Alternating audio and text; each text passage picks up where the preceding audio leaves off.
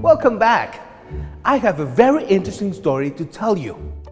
On one of my visits to the Wright Brothers Genius Academy, I met a very unique professor, one of the most fascinating people that I have ever known. His name is Mr. Leopold Johnson, a passionate historian who not only teaches about the past, but he also dresses up as the historical figures that he talks about in his classes.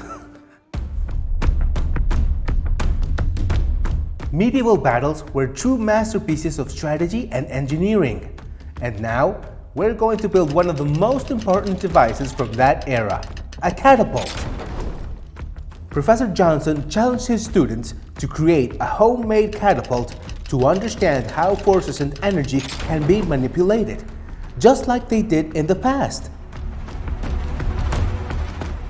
Imagine you're pulling back a string or pushing a bar. All that energy you're adding gets stored as potential energy. Then, when you let go, boom! The energy turns into movement and the projectile is launched. Now, we're going to build our own homemade catapult.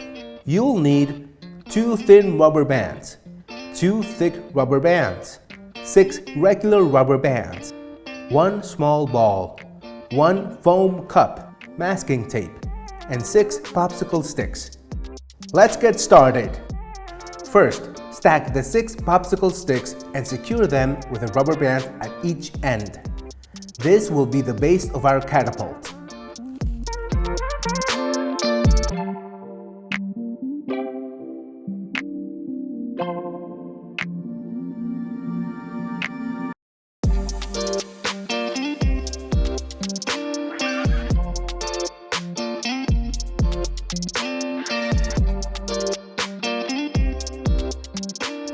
Place 1 thin rubber band under the base in the opposite direction.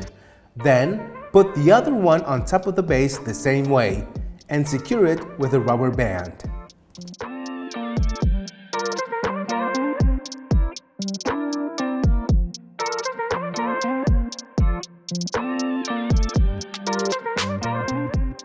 This is the fulcrum, also known as the pivot point, which allows a rigid bar to rest and pivot.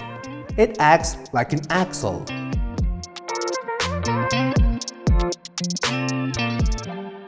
Wrap a thick rubber band around the short end and place the cup on the long end of the fulcrum with masking tape.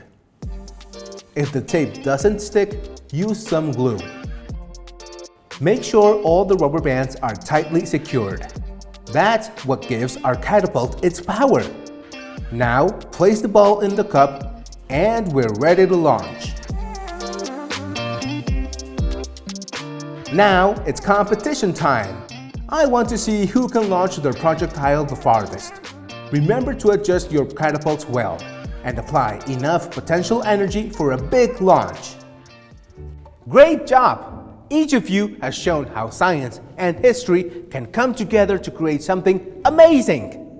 Now you know the power of potential and kinetic energy and how they were used in the past.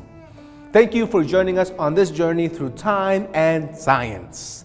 Remember, energy is all around us. We just need to find creative ways to use it. See you in the next episode.